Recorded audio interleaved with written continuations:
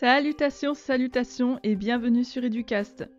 Aujourd'hui, quoi de mieux que de parler du label Établissement International? Qu'est-ce que c'est que ce label dont on n'entend jamais parler? La première chose, c'est que c'est un label très spécifique à l'enseignement catholique privé. Un seul objectif affiché, celui de favoriser une ouverture au monde et forcément aux autres, avec notamment une mobilisation d'action sur la mobilité des élèves et des personnels et l'apprentissage des langues. Mais bien évidemment, ça ne s'arrête pas qu'à là. Ce label est accessible aux écoles du premier degré, donc les écoles maternelles et élémentaires, et aux collèges et lycées catholiques privés. Tu t'en douteras bien, ce label est une valorisation des actions d'ouverture au monde. Mais quelles sont ces modalités très exactement? Pas de cahier des charges disponible sur la toile, désolé pour ça. Ceci dit, je peux quand même te donner des critères. 4 critères mis en avant pour obtenir la labellisation. Premièrement, l'ouverture internationale et l'ouverture aux autres. Deuxièmement, la mobilité des élèves et l'apprentissage des langues. Bon, pour ici, rien de très nouveau. Troisièmement, l'accueil des élèves et des personnels étrangers au sein de l'établissement. On peut donc là imaginer un service civique ou des stages avec Erasmus ou ce genre d'événements. Enfin, dernier critère, la formation et la mobilité des enseignants et des personnels de droit privé. Personnel de droit privé dans l'enseignement catholique, ça va correspondre au personnel notamment d'éducation, administratif, de direction, personnel technique, toutes les personnes en fait qui ne sont pas enseignantes. Le label est prévu sur une durée de 3 ans. C'est bien rare quand on parle de label dans l'éducation nationale. Si tu veux faire un renouvellement, il faut engager une démarche, évidemment, et continuer à se développer. A priori, sur ce label, il n'y aurait pas de différents niveaux de labellisation, comme ça pourrait être le cas pour le label E3D, le label qui se réfère au développement durable et qui a, je crois, 3 ou 4 niveaux d'implication. Pour revenir sur l'histoire de ce label, il n'y a pas tellement de choses à dire en fin de compte. Non seulement c'est un label spécifique à l'enseignement privé, mais en plus, il n'est pas encore présent sur tout le territoire. Le label Établissement International serait né en 2015 sous l'impulsion du diocèse de Nantes, puis facilement adopté par l'enseignement catholique de Bretagne. Il y a assez peu d'informations sur le label en lui-même, si ce n'est qu'en 2020, il a apparemment été déployé sur le territoire national. Mais je ne trouve pas énormément d'informations sur le sujet. Le label dont j'entends le plus parler aujourd'hui, c'est plutôt le label Ouverture Internationale. À proprement parler, ce n'est pas le même label que le label Établissement International, mais on y trouve quand même des similarités étonnantes. Je t'en parle dans quelques minutes. À qui s'adresse le label Établissement International ? Effectivement, c'est un label très peu connu puisque, de base, il est spécifique à l'enseignement catholique, qui est lui-même moins important que le public. Quelques chiffres pour voir.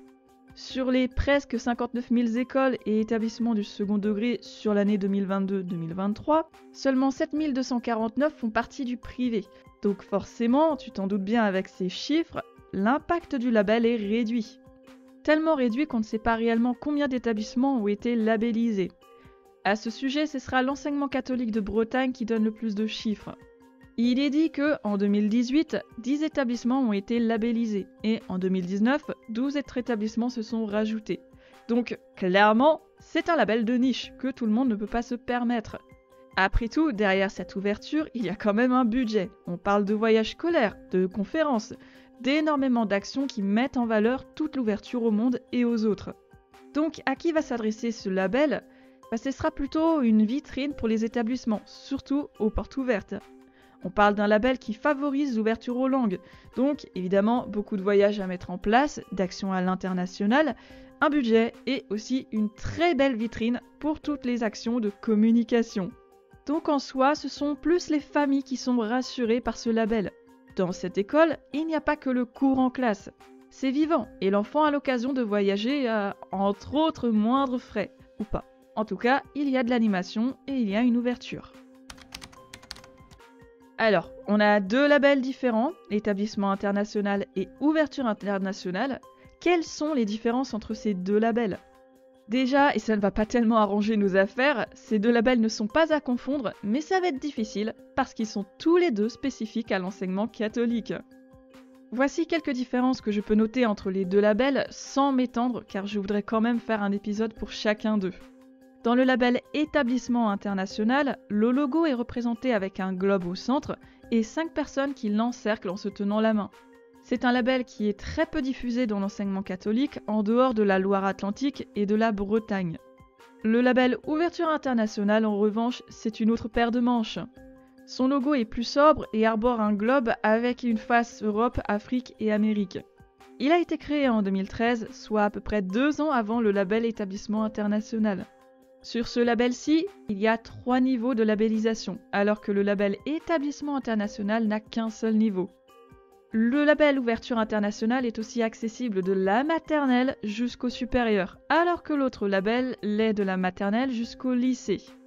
Enfin, et pas des moindres, dans ce label d'ouverture internationale, on y trouve pas moins de 15 critères répartis entre 4 parties. La plupart n'est pas obligatoire pour le niveau 1, mais si tu veux aller sur le niveau 2, évidemment, ça va être plus important.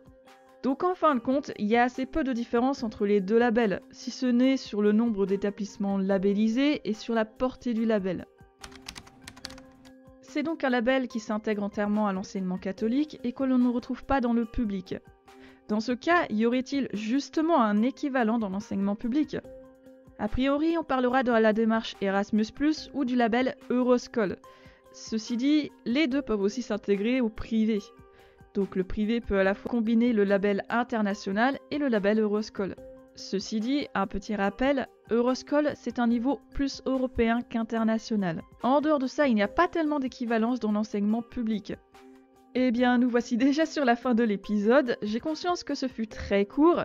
C'est qu'il y a si peu de communication autour du label, il y a tellement peu d'informations dessus qu'en fin de compte, on ne sait pas tellement à quoi on a affaire.